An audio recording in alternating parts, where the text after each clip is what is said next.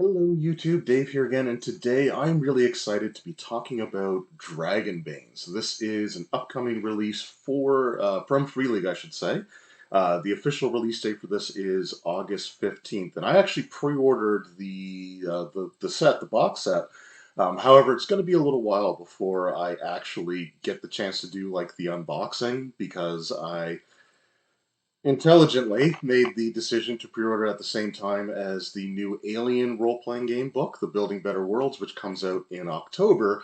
And typically, a lot of sites, if you pre-order multiple items, they won't ship your order until all the items are available. And I just wasn't thinking about that when I pre-ordered both of those together. I did also separately order the Game Master screen for Dragonbane, and that is actually shipped and on its way to me. So I'll be able to do a video for that once I get it. But I still want to talk about this system because I think this is going to be a really fun game to have and to hopefully get a chance to run with with my in-person gaming group when the opportunity arrives.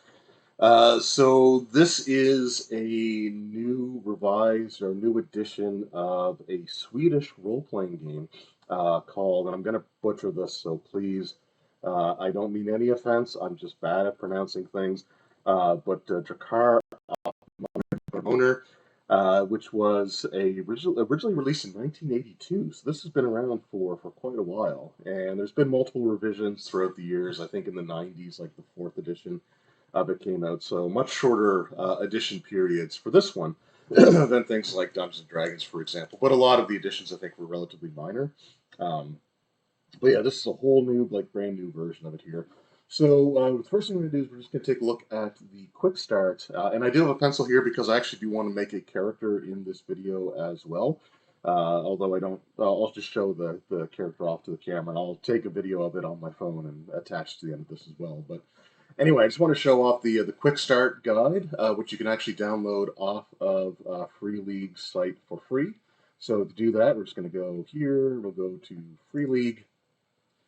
And I have the store bookmarked, but if you just go to, I think it's just, actually, is it the store? It might be in the store, actually. Yeah, if you go to the store and click on the Dragonbane thing, you can get the Quick Start PDF for absolutely free. And that's what we're going to take a look at here. First, we'll take a little look at the core rules as well. And yeah, let's just sort of get into this, shall we? So going down, we've got our introduction. So what this is it's a skill-based role-playing game that uses D20 rolls in a method that's very similar to ability checks or non-weapon proficiencies from like Advanced Dungeons and Dragons First and Second Edition. So you're rolling your D20, and you're looking to get your target number or under. So in this system, rolling ones is really good, and rolling 20s is really bad. And since I typically roll low, it'll either mean that I'll be really good at this game, or I'll never see more natural 20s in my life than when I'm playing this because it's the bad one. So yeah, you get your attributes, you get your chance, like your success numbers and stuff like that. And if you roll a natural one, you get what's called a dragon. And those are like, it's like a critical effect. If you're doing a skill check, you can choose from sort of a list of things, but they might be something like you do the skill in less time than normal. You might be able to impress somebody, which could be like for role playing wise, could actually be a really important thing to do. You could also get additional like information or consequences or benefits from your success. And if you're attacking in combat, then you can do like max damage if you want, or not max damage. Sorry, you can roll another weapon damage die, or you can also just make another attack as sort of like a follow up to that.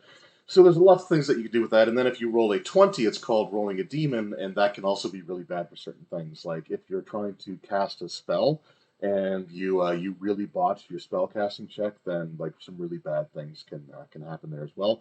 The system also has boons and banes, which we'll get through here in a second. But basically, boons and banes work similar to advantage and disadvantage in 5th edition Dungeons and Dragons, meaning that if you have a boon, you roll 2d20, and because you're looking to roll low, you would take the lower number, and if you have a bane, you have to roll the 2d20 and take the higher number because higher is potentially worse in this system.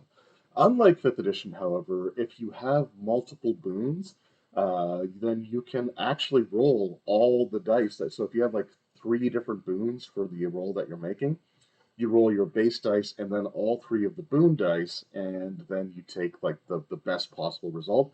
Or if you have banes, multiple banes, then you also have to roll all of those dice. So if like I kind of like the system a little bit better than you could have like five things that give you an advantage in 5e, but if one thing gives you a disadvantage, it all cancels out. Which I get why they do that because you don't want people like really like cherry picking or striving for, to stack things in their favor.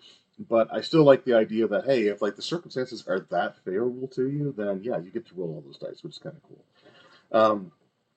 So the game, yeah, has the measuring time system. So a round is 10 seconds, a stretch is 15 minutes, and a shift is 6 hours.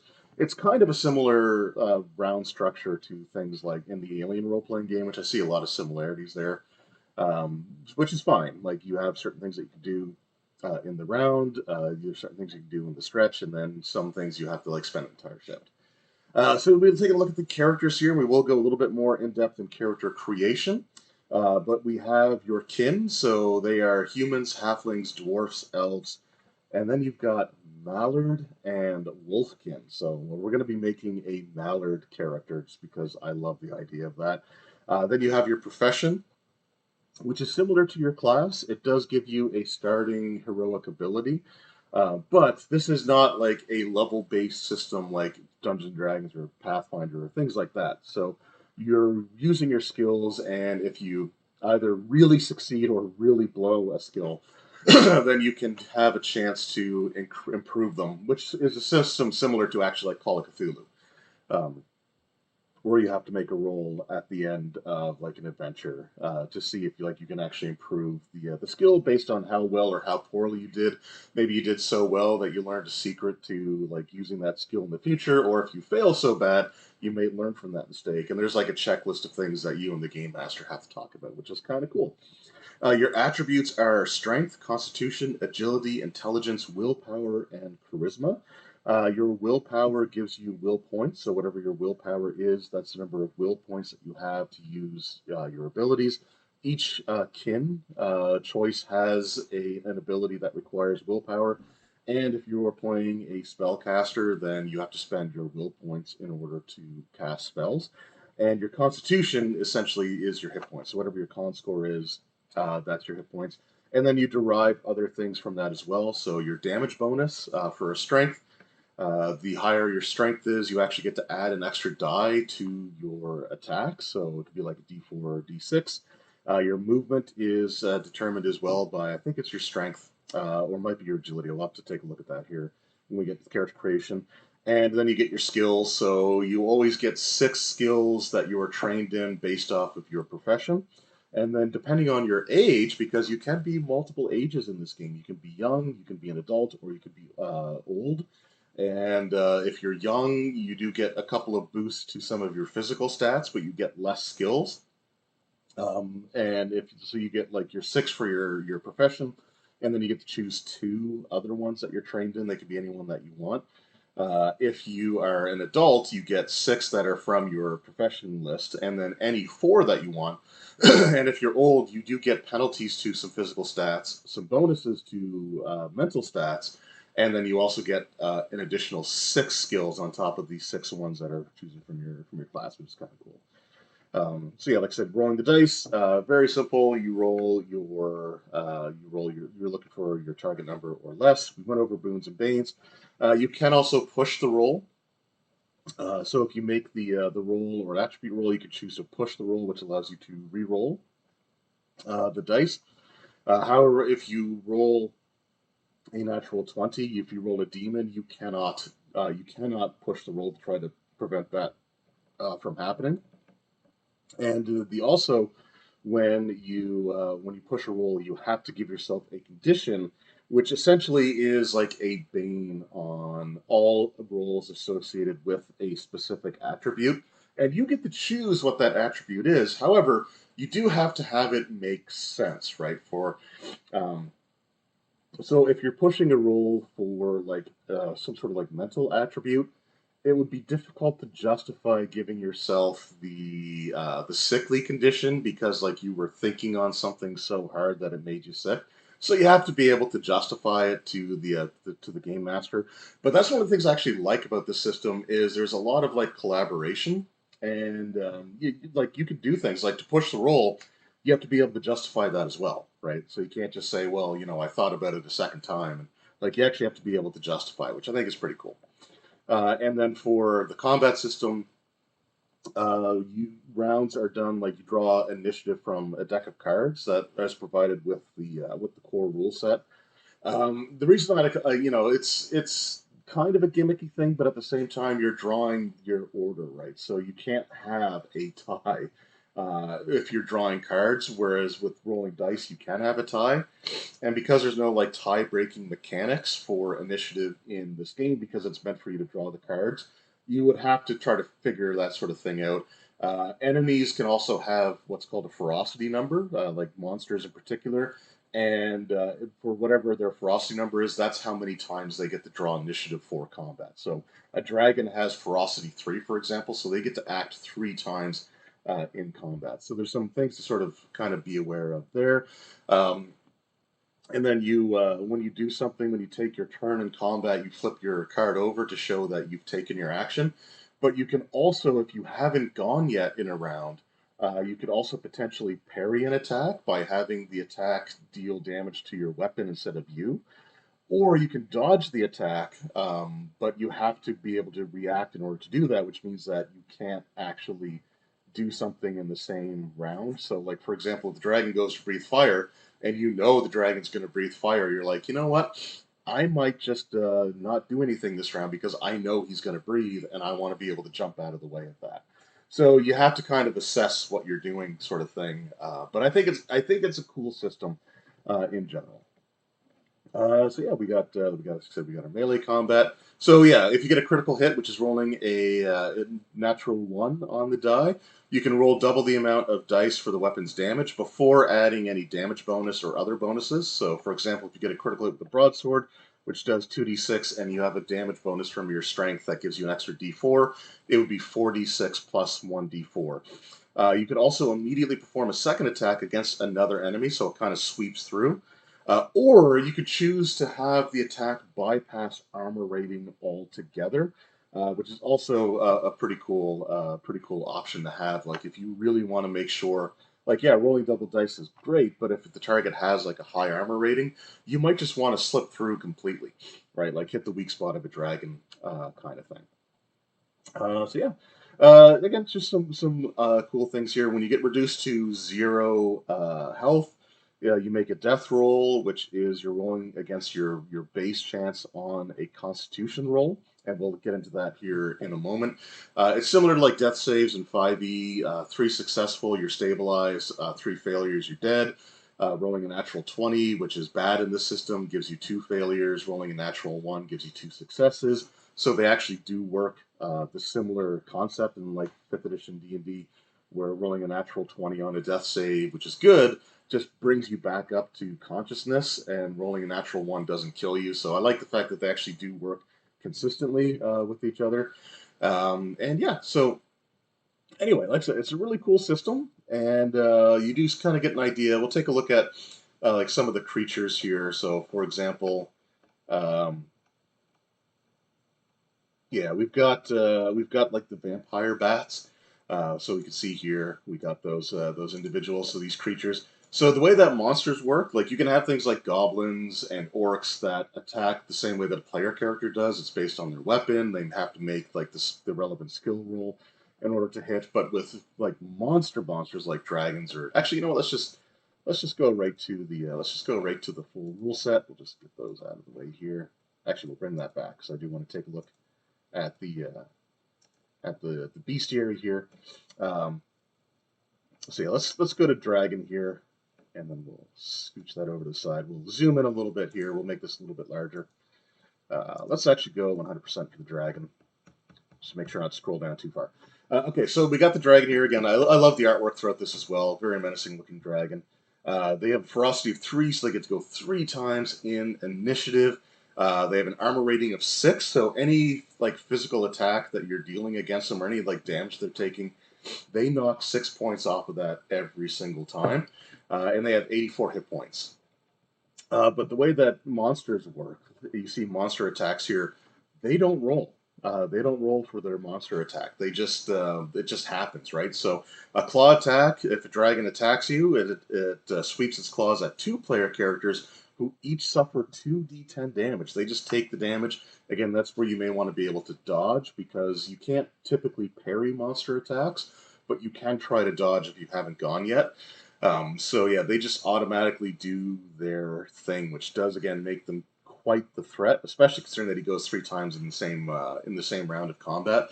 The one thing is though is that they won't do the same attack like twice in a row. You do actually have to like go through the list, and it does give you the option to roll randomly for the attack, or you can choose. I think I would probably have like an opening move. Like the dragon might just swoop in and do its fire breath, and then after that I might roll to see. And if you roll, basically, if you've already done an attack, this I think it's within the combat round, and you get the same result. Like if I rolled say 6 for the fire breath, and then I roll 6 again on its next action, it just goes down to the next option. So with 6, because that's the lowest option, it just goes back to 1, and you just go through until you've done all the different attacks. So I kind of like the random element a little bit better, just because as a game master, you can absolutely be a prick about things if you really wanted to hurt the players by choosing the attacks in specific order. So anyway, that's just sort of my thoughts on that. Let's bring that back down to 75. Anyway, like I said, it's a really cool system. I really like the system. Here's a look at the character sheet, which again we'll move that off to the side. We'll bring that up to a little bit larger here. So again, really cool looking character sheet. You've got the information for the player, what their kin is, their age, and you don't have to do like the exact age. It's just the age category that they're in. Their profession, their weakness, because there is like characters will have a weakness of sorts.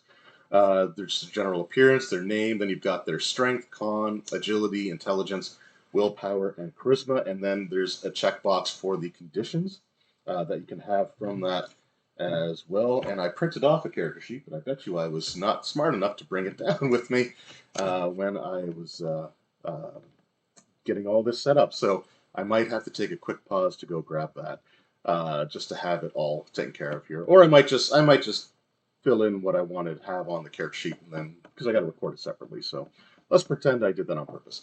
Anyway, you've got your damage bonus for strength, your damage bonus for ranged attacks based off your agility, your movement, your spells and abilities, your gold, silver. It's a one-page character sheet. You've got your willpower points, your hit points, your armor rating, your helmet. So you can wear a helmet for extra benefits, like extra armor rating, I believe, also helps with that. But it does give you a bane on certain things like ranged attacks or your awareness rules. So wearing a helmet is beneficial in some ways, but a drawback in another. But I like the fact that like a helmet actually does something. So yeah, again, some really cool stuff here. So let's go back to the beginning, and we'll start our character creation process. So the first thing that we're going to do is you do have to choose your kin.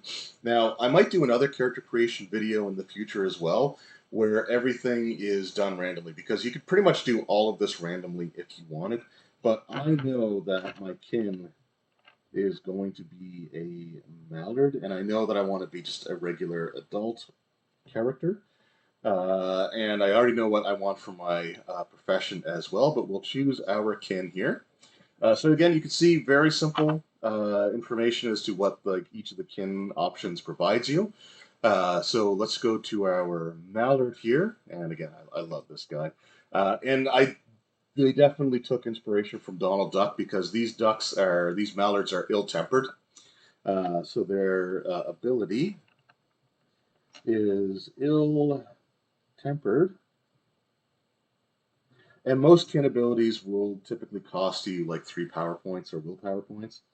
So it's WP3, and mallards tend to have chaotic temper. You can activate this ability without it taking your action in combat when making a skill roll, and it gets a boon to the roll. You also become angry if you're not already. This ability cannot be used for rolls against intelligence or intelligence-based skills. So yeah, if you're trying to like lift the portcullis, for example, you could just be like, all right, I'm angry. I'm channeling all that rage into like trying to lift this thing up, and you give yourself the angry condition. But you do get a boon on the a boon on the roll, and I think angry is intelligence based, so it doesn't affect like the attribute or the skill that you're trying to use.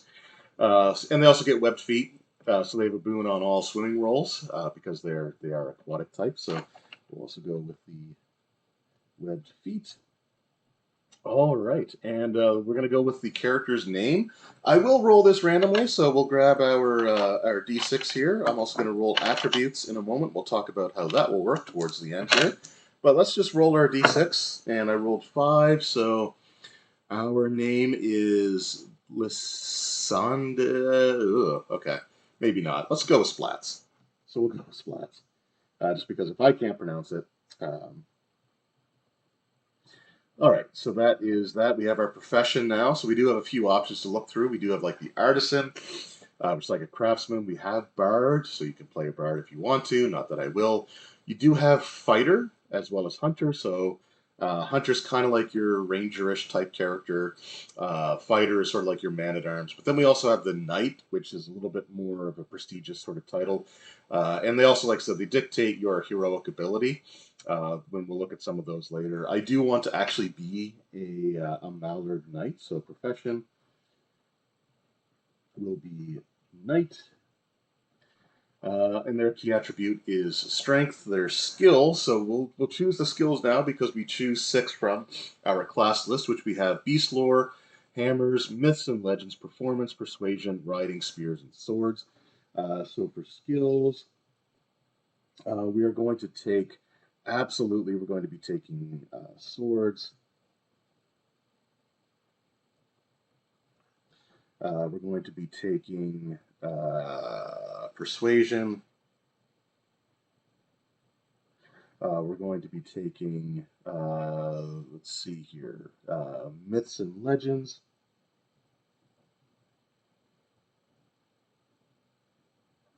We'll also be taking, let's see here, we'll take spears. Okay, so that's 1, 2, 3, 4 from our class list. We have to choose 2 more. Let's go with riding. And then 1 more on top of that. We'll do, let's do Beast Lore.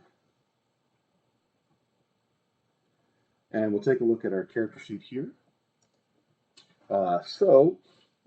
We do have those 6. We're also going to have 4 that we can choose that are just going to be any other one that we want. So we're 4 other skills. I'm going to go with bows as 1. We'll go with spot hidden as 2. We'll go with awareness as 3, and let's see here. Do we have one, just a good strength one that we can sort of use here that's not a weapon? I think most strength ones are that. But let's go with we'll go with healing. Kind of make almost like a paladin type of character here. So we have that information. Our heroic ability is going to be Guardian. Guardian, and I believe what that does is it allows you to take the hit, I think, for somebody else in combat. So let's take a look at heroic abilities. And we have Guardian. Let's bring that up to 100% here. Iron Fist, too far. Guardian. So Guardian, it takes 2 will points. And it requires axes, hammers, or swords, success chance of 12 or greater, which I'm sure we're going to have. I hope we're going to have.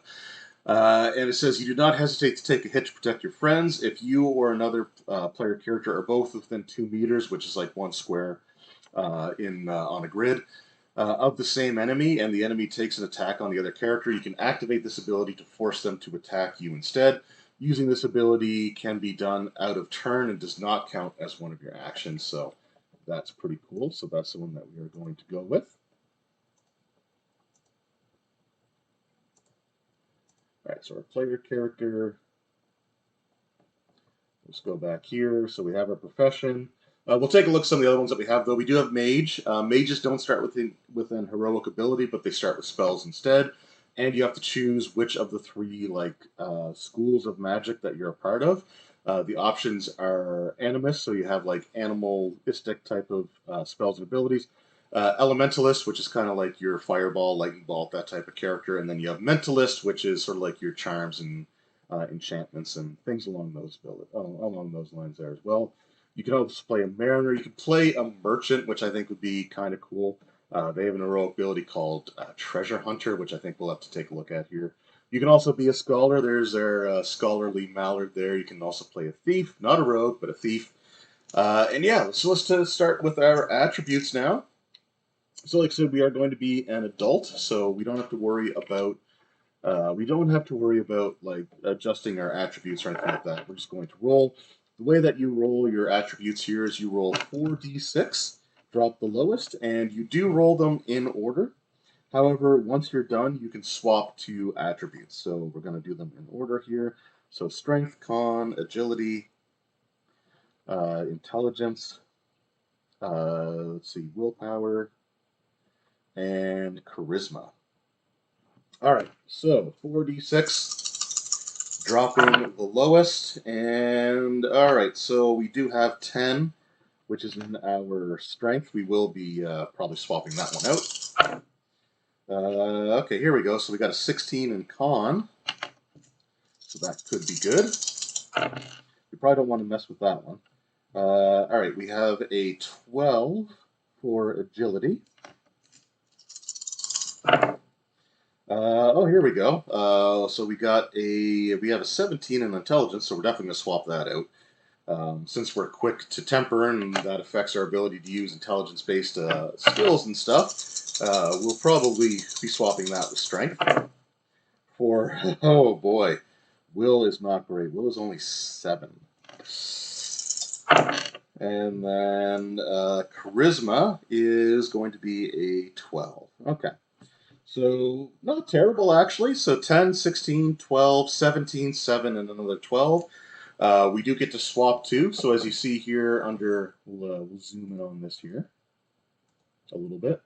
Roll 4d6, remove the worst die, which gives you a score between 3 and 18. Assign that score to the attribute of your choice. Repeat this process 5 more times. Oh, okay. I must have read something else because I read something where you could swap two. No, okay, yeah, that's weird. It says repeat this process 4 times. You assigned a score to each attribute. You must assign each score as you roll them, but once done, you may swap 2 scores. So I don't know why that's a weird way of wording things. So you do put them in order, and then you swap 2, which is what we're going to do. So our strength will become a 17, and our intelligence will become a 10. So then if we look over here, we do have our derived ratings. So our movement is based off of our choice of kin and our agility stat. So for speed, mallards start with 8, and we do have an agility of 12, which doesn't do anything. So 10, 11, or 12 doesn't modify it at all. So we do have a speed rating of 8. That's how many meters that we can move in a combat round. There's 2 meters to a square. So if we were using a grid, we'd be able to move 4 squares. Our damage bonus. So again, for our agility, so for our bow, we don't get anything. But for our strength, we do have a 17 plus strength. So that's going to give us plus 1d6 on our damage rolls. Our hit points are equal to our con. So we have 16 hit points. And our willpower is not great. We only have a 7 in that. but we do have 17 will points, or 7 will points, sorry. We don't have a lot of things that activate or use it, and I believe you get them back. When you do a rest, you can do a shift rest, which allows you to get 1d6 willpower back. And if you do like a full rest, you get everything back. So we can get willpower back. We're not a spellcaster, so we don't really need a ton of them. But then we have our base chances for our attributes here. So base chance. Okay, so for our strength of 17, our base chance to succeed on just a generic strength roll is 7. Now that's on a d20, so it doesn't sound great to begin with, but we'll touch on how it actually is usually fine afterwards. For our constitution, it is also it's a 16, so we get 7 on that as well. Agility is 12, so our base chance to succeed on that, and rolls associated with that is a 5. Intelligence is 10, which is also 5. Willpower is 7, which is 4. And then charisma is 12, which is 5. Okay. So the way that this works is with our skills. So our base chance.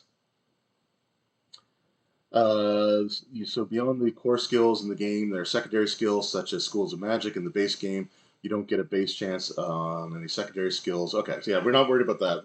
We just have our actual skills from our list. So what happens is for the skills, we are given we double our base chance. So, for example, if we look at our character sheet here, we do have swords, which is a strength-based skill, right? So swords is strength. So our just for the attribute, our base chance to succeed is 7, but for our skill, it's doubled. So if we roll a 14 or under on a d20 with a sword attack, we hit, right? It counts as a success. Let's just go through and we'll do all of these different attributes, all these other skills here. So for swords, our success chance is 14 for persuasion, which is based off charisma. It will be 10. So we have a 45% chance to be persuasive. Myths and legends, I think, is intelligence. And that was a 5, so that will be a 10 as well. Spears are based on strength, so that'll be 14. Riding is based on agility, I'm pretty sure. Yep, and our agility, so we have a 10, so if we roll a 10, or I guess 55%, a 50% chance. But yeah, if we roll a 10 or less on a d20, we succeed on our riding check. Beast lore is also going to be intelligence, just because it's lore, it's got to be, so that's a 10. Bows is based on agility, and our agility is 12, which gives us a 5, so we get a 10 on that as well. Spot hidden is intelligence, so that's not great, but it's a 10 is better than 5. Awareness is also intelligence, so that's going to be a 10, and healing is intelligence, so that's also going to be a 10. So, we got chances to do things. We should be all right, right? But yeah, so that's that. Also, let's go back to the rules here. So those should be all of our derived numbers, right? Yeah. So we're not too worried about encumbered stuff like that as of yet, but we do have our appearance. Oh, actually, for appearance, we can roll. So let's do that, shall we? So for appearance on the character sheet, you can write down something about your player character's appearance. It does not have to be a detailed description or a few distinct features. Choose for yourself or make one or more rolls on the table. So let's roll a d3 and see how many of these we're going to roll. All right, so we're going to roll 2. We're going to roll 2 appearances. So I'm just going to get 2d20, 2d20 here, and see what we've got. 19 and 7. So for 7, we are thin and wiry, even though we've got a pretty good strength.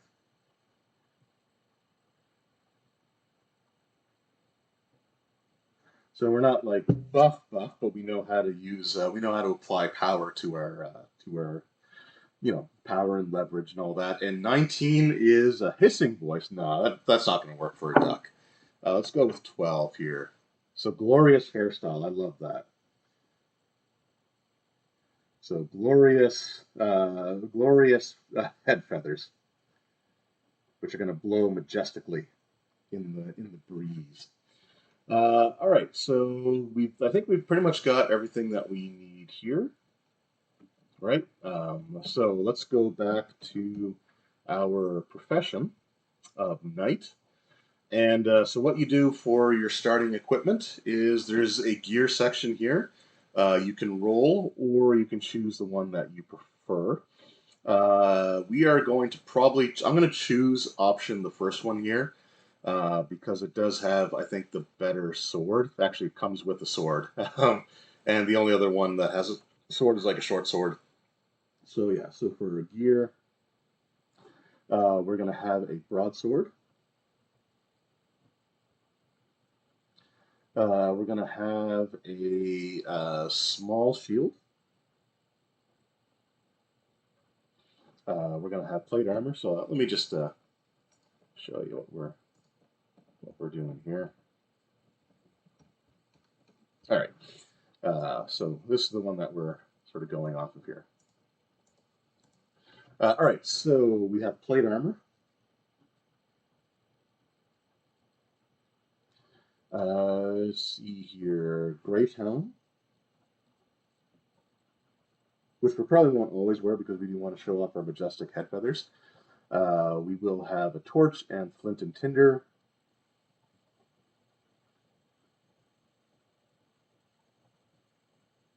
We also have 1d6 food rations, so I'm going to roll that now. And one rations. And then 1d12 silver pieces. 6, so they'll have 6 silver pieces. All right, so, oh, we got to choose a weakness too. Hold on. So let's bring this back down. Okay, weaknesses. So I did miss that table. And we need a memento, so we'll do both of those. So let's just go like that. So weaknesses, we are going to roll our weakness randomly. So 1d20, see what we get. 19, pessimist. So weakness is pessimist. So I always think things will turn out for the worst. Interesting.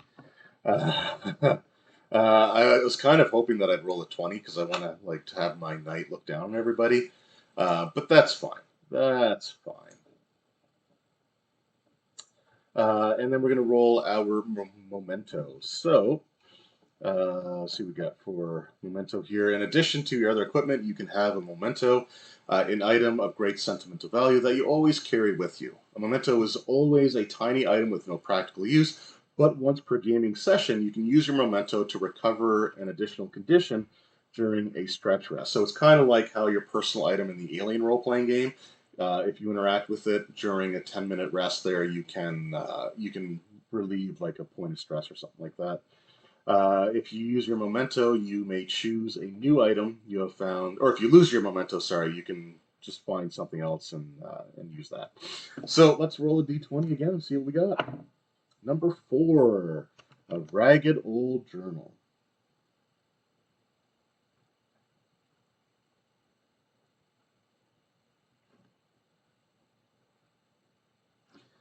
All right, so there we go. So I think that's pretty much our character created. Again, I'll fill out the character sheet and show you everything.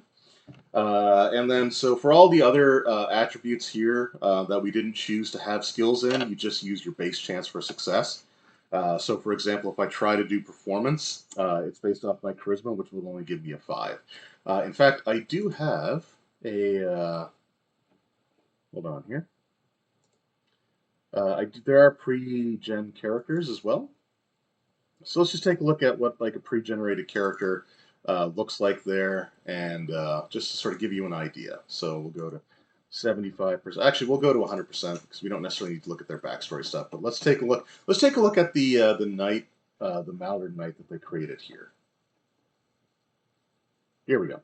So this is our Mallard Knight. So he has 16 and so he's a 16 and 16 for strength and con. So I have a 17 and 16.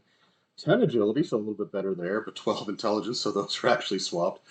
His willpower and charisma, though, are better, with 14 will and only a 13, and a 13 charisma, so I have a 12 there and a 7 for willpower.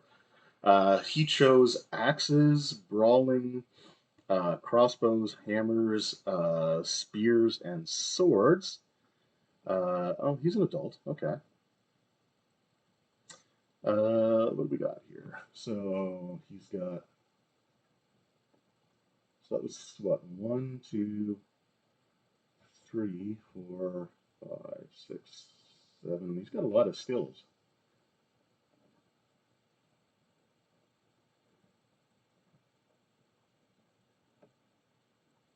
Anyway, I don't think I did anything wrong, did I? Let's just go back here.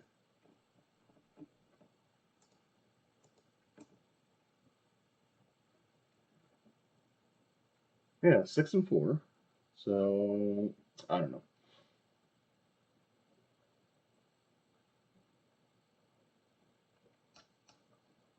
Like the Mallard doesn't give you any.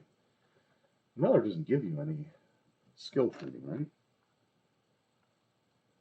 Now again, these might be characters that have had some advancements, just based off of like wanting them to be able to do stuff. I don't know entirely.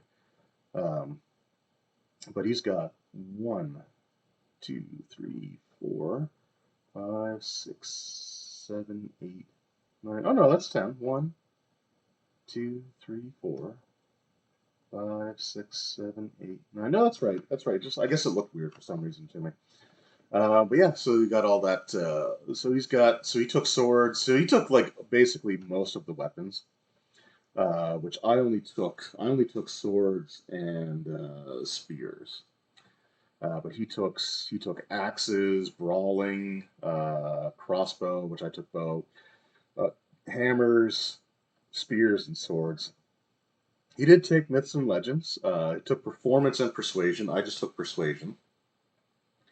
And acrobatics, which I did not take. But anyway, he has 10 silver, and his memento is a fine pipe made of black horn.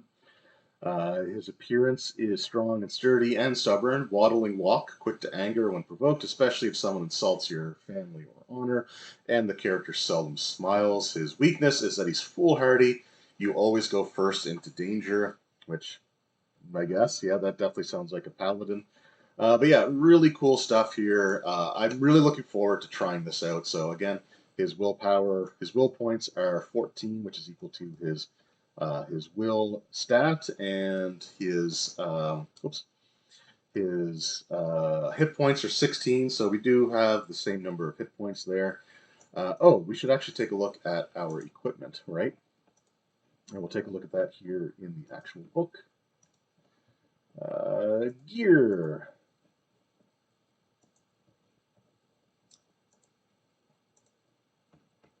All right, so for our plate mail or plate armor, it has an armor rating and AR of 6. It is rare, so it's kind of cool that we start with that.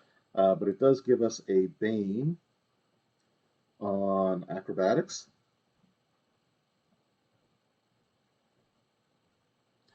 It gives us a Bane on evade rolls, which is not great, and on sneaking, which I'm not too concerned about. Then we have our Great Helm, which has an armor rating of +2. So that means that if we take physical damage and I'm wearing my helmet and my armor, I'm subtracting 8 off of everything that's rolled. So that's kind of like the saving grace of that. However, that does give me a Bane on awareness and on all ranged attacks. So I can see absolutely like removing the helmet if the situation calls for it. Or putting it on maybe in more like situations that I try to prepare for. For our melee weapons, we do have a broadsword. Oh, we have a small shield too. We got to take a look at that.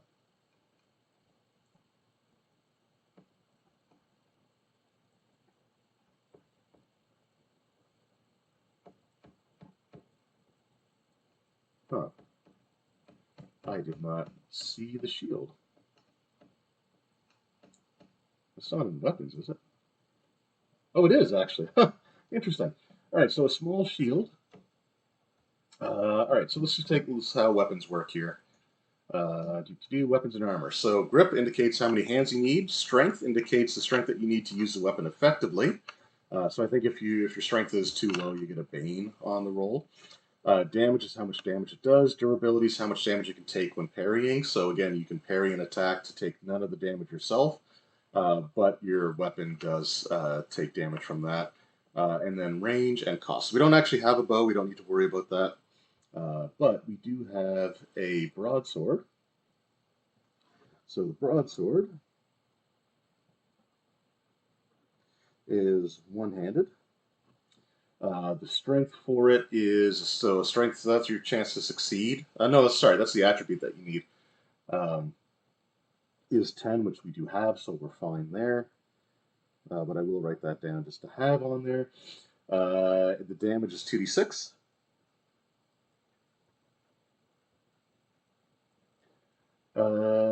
And its durability is 15.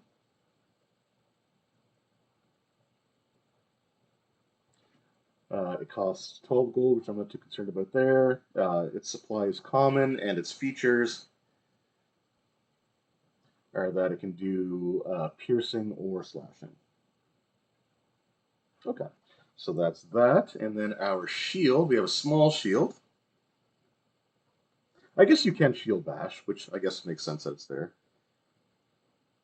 And with the shield, again, you can use that to parry with as well. It doesn't have to be a weapon. You can parry with your shield, which, again, the shield would take damage. So we do have a small shield.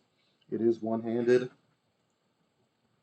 It requires a strength of 7, so we're good there.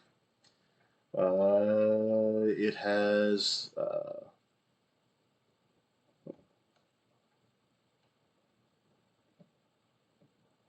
oh, range. Okay, yeah, sorry. Weapons range, I should put that in there as well. That's just the number of meters away you can attack. So range for melee weapon is just going to be 2, which would be adjacent to the next square on a grid if you were doing that. All right, small shield does 1d8 if you strike with it. And it has a durability of 15 as well.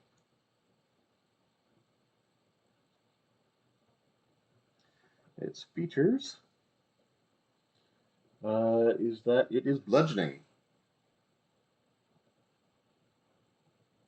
So we have all 3 damage types covered if we need it here. So there we go. So that should be everything at this point. So what I'll do is I'll fill out this character, and I will attach it at the end of the video here. But just to give an idea, I guess, of how things look there.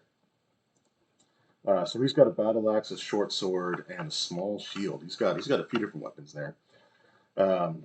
So his battle axe is one-handed, range 2, so the next square over. It does 2d8 and a durability of 9 with splashing and toppling as its abilities.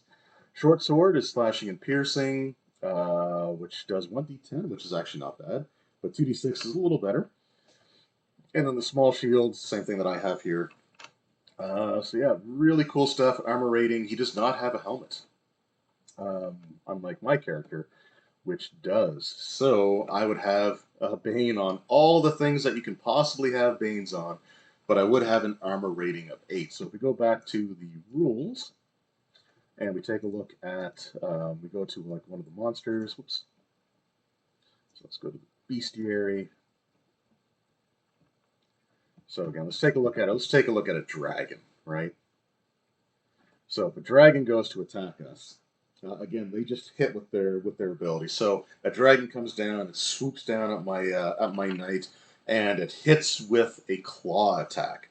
So what I get to do is subtract the armor rating, or sorry, I'll see what damage he does. So I got the 2d10 here, and that is 14 damage. So that could be really bad. However, my armor rating would subtract 6 from that. So I actually have a higher armor rating than the dragon. So dragon's got 6. Sorry, I have 8.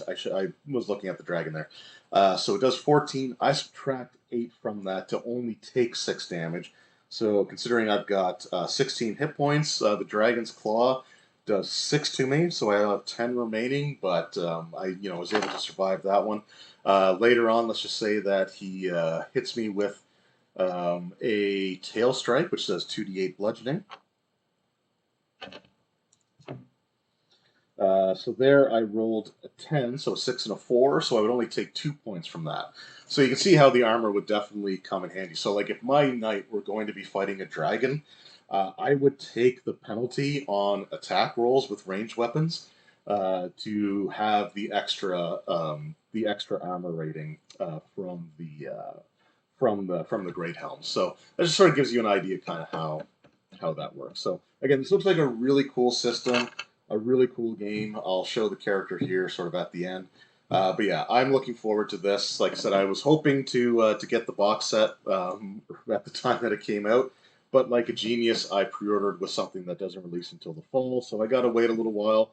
But when you do order something off of Free League's site, if there's a PDF version available, you will get a copy of that when you complete the order, or within a short period of time when you're doing like a pre-order for it.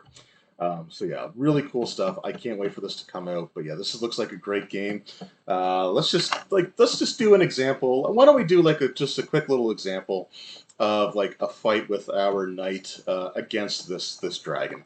So we'll say that the Mallard will go like the dragon gets one attack, right, in the initiative order. Then my Mallard goes, and then the dragon just gets to go 2 more times. So I'm not surviving this fight.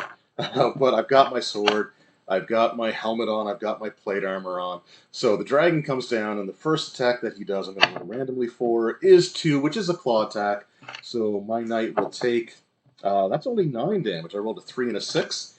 So in this case, the dragon comes down, he swipes at my Mallard with his claw. However, the armor absorbs most of that damage, so my hit points are reduced only by 1 because I took 9, but I subtract 8. So I'm from 16 down to 15.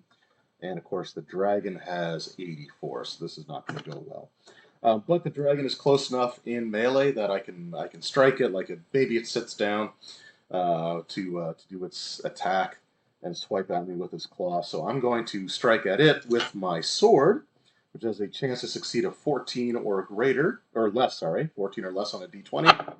I rolled a 6, so that is a success. I get to roll 2d6 for the weapon, plus my damage bonus is an additional d6. So I get to roll 3d6 against this dragon, who has an armor rating of 6. So I do 8, I do 10, so the dragon takes 4 and is reduced from 84 to 80. The dragon goes next again. He gets 2 more attacks with a ferocity of 3. So he rolled a 5. He's going to try a bite. And I've already taken my action, so I cannot dodge. So this is going to do 4d10 slashing damage. This is probably where my character meets his demise. But again, this is, like a Mallard fighting a dragon on his own. I don't know what I expected here. This is why I'm a pessimist, right? I expect to die. All right, so we got 15, 23, and 24. I subtract 8 from that, which is still enough to reduce my character down into the dying state. So let's go back to back into the rules. Take a look at the combat section, and we'll see what happens here when we are dying. So we're going to try a few things out here. So damage. Okay, so if you are reduced to 0, you drop to the ground and risk dying. You cannot move, perform any actions except trying to rally. The death roll on your turn and each subsequent round. You make a death roll. This is a roll against your con. The death roll cannot be pushed. So my con base chance is 7, which is not great. But we're going to see what we can do here. And then, all right, I got to take a look at what the, injuries. So if you've been reduced to 0 but survive, you risk severe injuries that can take a long time to heal and even have permanent effects. Make a roll against con. If you fail, roll on the table. So we'll see if we get an injury from that bite. I actually succeeded because I rolled a natural one, which I kind of wish I would have done with the death save first. But so I do succeed. So if you fail, I roll on the table. So I don't get a permanent injury, but now I got to make my death roll. And I rolled a 3 actually, so that is one success.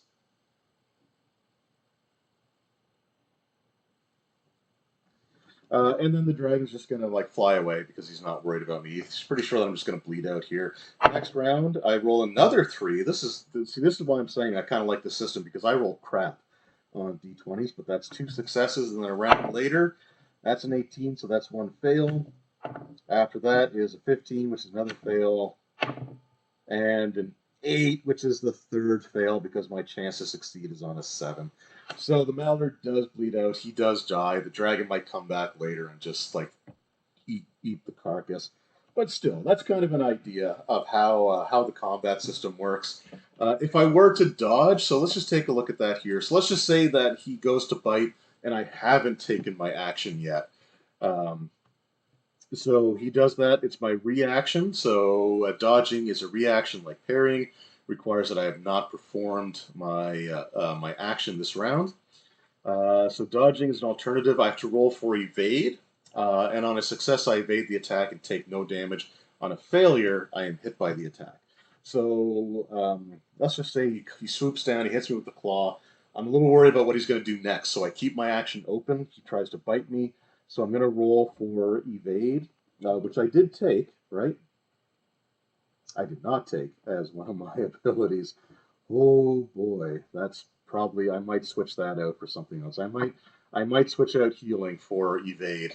So the base chance for evade is based off of my dexterity, or my agility. So I got to roll a 5 or less, but my armor gives me a Bane on evade roll, so I got to roll 2d20 and take the higher number. So I think I will swap out. I think I will swap out healing for evade. So let's do that now. So that changes my number from 5 to 10. So 2d20. I rolled a 19 and a 4. So guess what? I still get bit, and my character still dies. So it could have been better, but the second chance, the second time I did it was 6 or 4, so I could have succeeded. Anyway, that's kind of how the combat system works. That's how like the attacks and stuff work. That's how damage is applied. It's a really cool system, and I can't wait to get this in my physical possession and actually get to run this for a group. You can also play this solo if you want. There is the ability to do that, and I think there's actually a solo adventure.